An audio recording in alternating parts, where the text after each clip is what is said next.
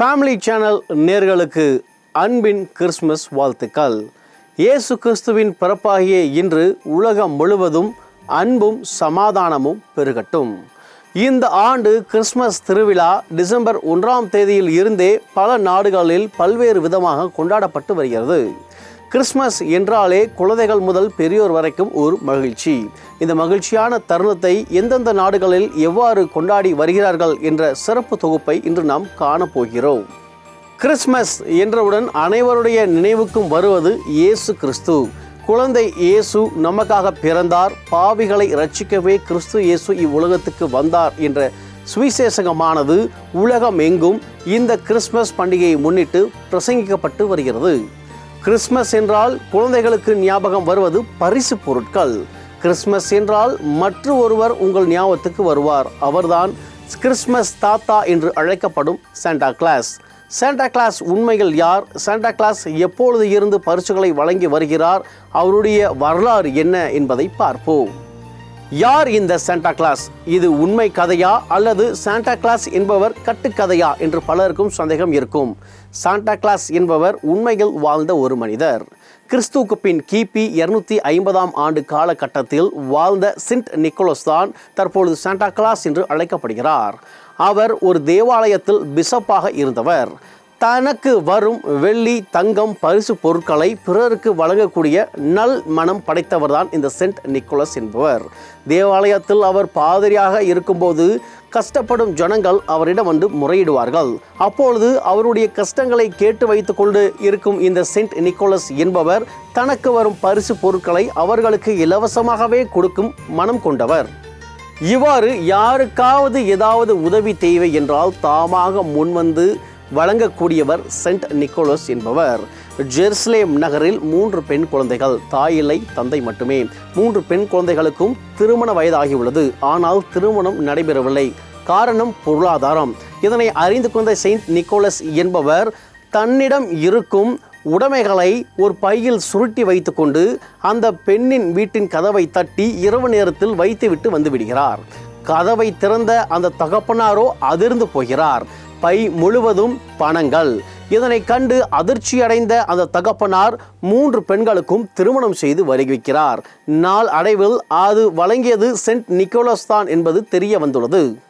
இது ஒரு சம்பவம் தான். இதேபோல் பல உதவிகளை அந்த ஊர் மக்களுக்கு இவர் வழங்கியுள்ளார். 1800ஆம் ஆண்டு வரைக்கும் ஐரோப்பியா முழுவதும் இவருடைய புகழ் பரவி இருக்கிறது.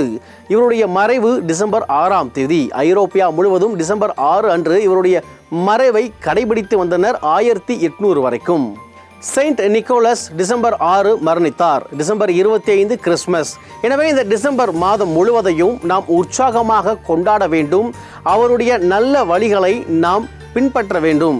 இல்லாதவர்களுக்கு நம்மிடம் இருப்பதை கொடுக்க வேண்டும் என சிந்தித்த ஐரோப்பிய மக்கள் டிசம்பர் மாதம் முழுவதும் பிறருக்கு பரிசு பொருட்களை வழங்கும் ஒரு நடைமுறையை கொண்டு வருகின்றனர் 1800க்கு பிற்பாடு. 1800களில் சாண்டா கிளாஸ் என்று அழைக்கப்படுகிறார் செயின்ட் நிக்கோலஸ். செயின்ட் நிக்கோலஸ் தான் நாள் அடைவில் சாண்டா கிளாஸ் என்று பெயர் மாற்றப்படுகிறது. கிறிஸ்மஸ் தாத்தா வந்தாலே அனைவருக்கும் சந்தோஷம். காரணம், அவர் பரிசு பொருட்களை கொண்டு வருகிறார். சிகப்பு நிற உடை அணிந்து வரும் கிறிஸ்மஸ் தாத்தா எப்பொழுது இருந்து அந்த உடையை அணிந்தார் என்று உங்களுக்கு தெரியுமா?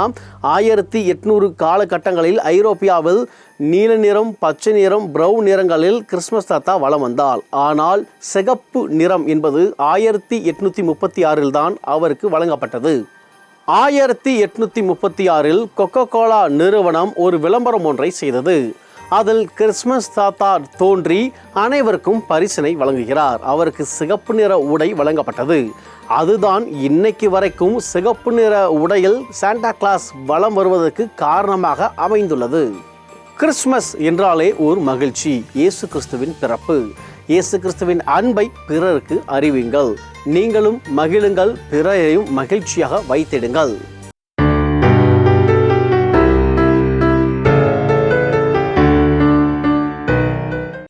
உலகம் முழுவதும் கிறிஸ்மஸ் ஆனது கொண்டாடப்பட்டு வரும் இந்த சூழ்நிலையில் எந்தெந்த நாடுகளில் எப்படி கொண்டாடினார்கள் என்று இன்று நாம் பார்க்கலாம். நியூயார்க்கில் ஒவ்வொரு வருடமும் அலங்கரிக்கப்பட்ட கிறிஸ்மஸ் மரம் வைக்கப்படும். இந்த ஆண்டும் ஒளி விளக்குகளால் அலங்கரிக்கப்பட்ட கிறிஸ்மஸ் மரம் வைக்கப்பட்டது. கவுண்டவுன் கூறி மக்கள் ஒன்றாக இணைந்து அந்த கிறிஸ்மஸ் மரத்தின் விளக்கை ஏற்றினர். அந்த காட்சிகளை இப்பொழுது நாம் பார்ப்போம்.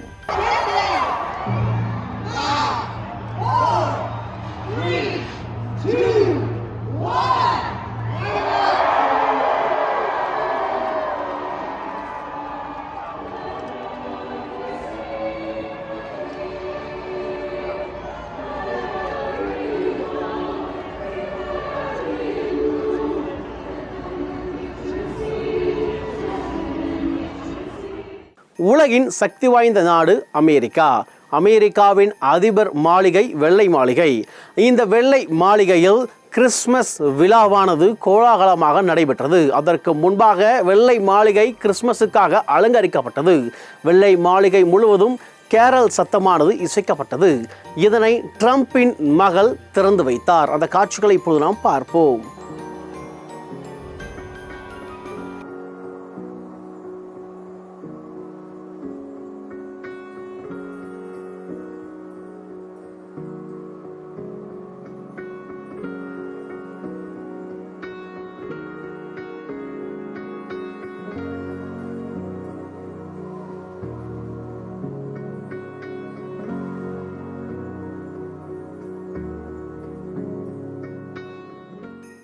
இஸ்ரேல் மற்றும் ஹமாஸுக்கு இடையே யுத்தமானது கடந்த 2 ஆண்டு காலமாக நடைபெற்று வருகிறது. இது அனைவரும் அறிந்த உண்மையே.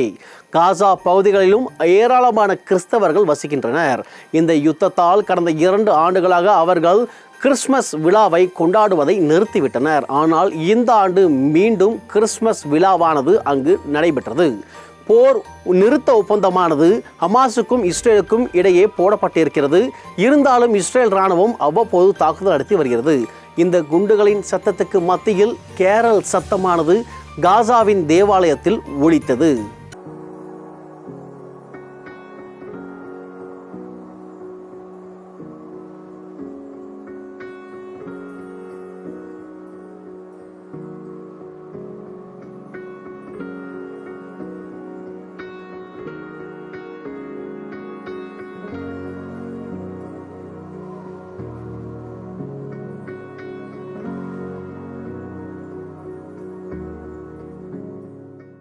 இங்கிலாந்து நாட்டின் லண்டன் தலைநகரில் மிக பிரம்மாண்டமாக கிறிஸ்மஸ் பேரணியானது நடைபெற்றது.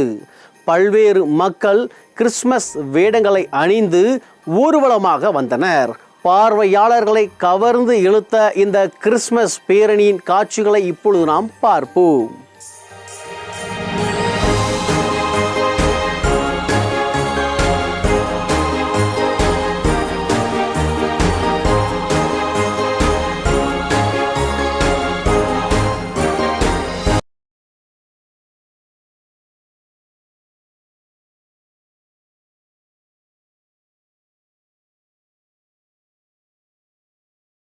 ஆண்டும் சாண்டா கிளாஸ் பைக் ரைடு வருவது வழக்கமாக உள்ளது.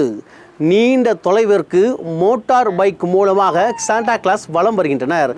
10 ஆண்டுகளாக கடைபிடிக்கப்பட்டு வரும் இந்த நெறிமுறை இந்த ஆண்டும் நடைபெற்றது. அந்த காட்சிகளை இப்பொழுது நாம் பார்ப்போம்.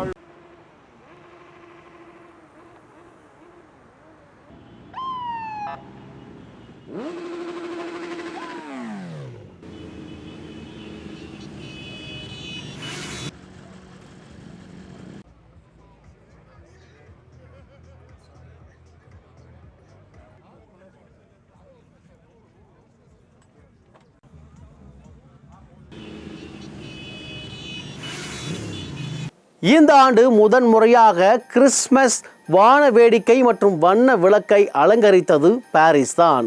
பாரிஸ் கடந்த நவம்பர் மாதத்தில் இருந்தே கிறிஸ்மஸ் விழாவை கொண்டாட துவங்கினர். பாரிஸில் நடைபெற்ற காட்சிகளை இப்பொழுது நாம் பார்ப்போம்.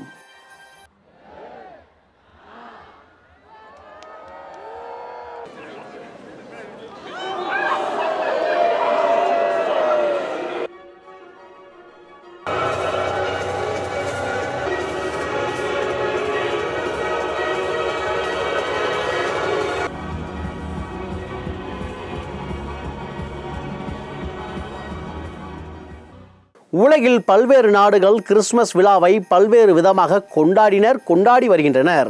ஆனால் நம் தமிழ்நாட்டில் ஒரு சில இடங்களில் மிக பிரம்மாண்ட விதத்தில் கிறிஸ்துமஸை கொண்டாடுகின்றனர். அது எந்த இடம் தெரியுமா? தூத்துக்குடி மாவட்டம் மற்றும் கன்னியாகுமரி மாவட்டம்.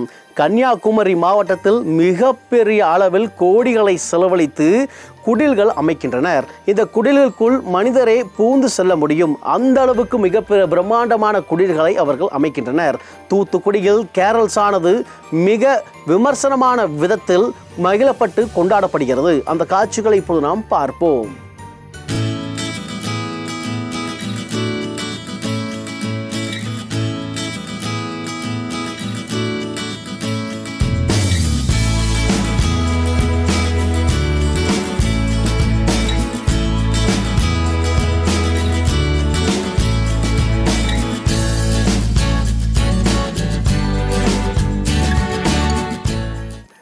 நேர்களே, கிறிஸ்துமஸ் தினமாகிய இன்று உலகம் முழுவதும் எவ்வாறு மக்கள் கிறிஸ்துமஸை கொண்டாடி வருகின்றனர் என்று பார்த்தோம். நீங்களும் பிறரை மகிழ்வித்து உங்களுடைய கிறிஸ்துமஸை கொண்டாடுங்கள். அன்பை பகிர்ந்து கொள்ளுங்கள். இணைந்து இந்த உலக நாட்டு மக்களுக்காக இப்பொழுது நாம் செபிக்கலாம். அன்பின் பரலோக பிதாவே, நன்றியோடு துதிக்கிறோம், ஸ்தோத்திரிக்கிறோம் தகப்பனே. அப்பா, நீரே இன்று எங்களுக்காக பிறந்து பாவைகளை ரட்சிக்கவே கிறிஸ்து இயேசு இந்த உலகத்துக்கு வந்தீங்க தகப்பனே. நாங்கள் விசுவாசிக்கிறோம்.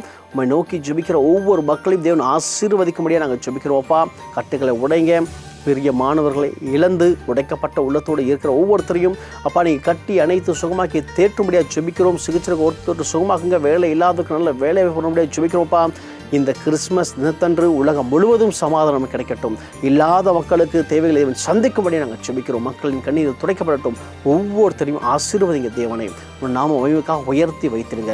மேலானவைகளுடைய கரங்கள் அப்படி இருக்கும். பாதங்களை தாழ்த்துக்கிறோம். ஒருவரே வைத்துக்கிறோம். இயேசு கிறிஸ்துவின் நாமத்தில் ஜெபிக்கிறோம். எங்கள் ஜெபிக்கும் ஜீவனுள்ள பிதாவே, ஆமென், ஆமென். ஃபேமிலி சேனல் நேயர்கள் அனைவருக்கும் இனிய கிறிஸ்துமஸ் மற்றும் புத்தாண்டு நல்வாழ்த்துக்கள். என்ன இளைய பட்டாளமே ரெடியா? அலைகடல் என இங்க எல்லாரும் நம்ம நண்பர்கள் வராங்க. எங்க அப்படின்னு தானே கேக்குறீங்க? ஜனவரி 3ஆம் தேதி 2026 நம்ம புத்தாண்டுல யூத் ஃபெஸ்டிவல் 2026 எங்கன்னு தானே கேக்குறீங்க? YMCA மைதானத்துல நந்தனத்துல வச்சு நடத்துறாங்க. சரியா மாலை 3 மணிக்கு. இதுல என்ன விசேஷம் அப்படின்னு தானே கேக்குறீங்க? இதுல ஆடல் பாடல் உணவு திருவிழா அப்படின்ட்டு இருக்குதுங்க. யாராருக்கு டான்ஸ் தெரியுமோ அதை நீங்க பண்ணலாம். சோலோவா டான்ஸ் தெரியுமா? நீங்க சோலோவா ஆடலாம். நீங்க குரூப்பா பாட்டு பாடலாம் அல்லது தனியா பாட்டு பாடி உங்க திறமையை நிரூபிக்கலாம். நீங்க ஒட்டு மொத்த திறமையும் மொத்தமா இங்க காட்டலாங்க. வெறும் பரிசு மட்டும் இல்லைங்க, பரிசு மலைகளை அள்ளியும் செல்லலாம். அல்லது இன்னும் உங்களுக்கு டவுட் இருக்கா? 994001 81188 இல்ல 8925 85686 அப்படிங்கிற எண்ணுக்கு டக்குன்னு போன் அடிங்க. கிக்கா ஒரு பிரைஸையும் நீங்க அப்படி ஜெயிச்சிருங்க. வாங்க அங்க சந்திக்கலாம். மறந்துடாதீங்க, ஜனவரி 3ஆம் தேதி YMCA மைதானம் மாலை 3 மணிக்கு. வாங்க, பரிசுகளை வெல்லுங்க. All the best.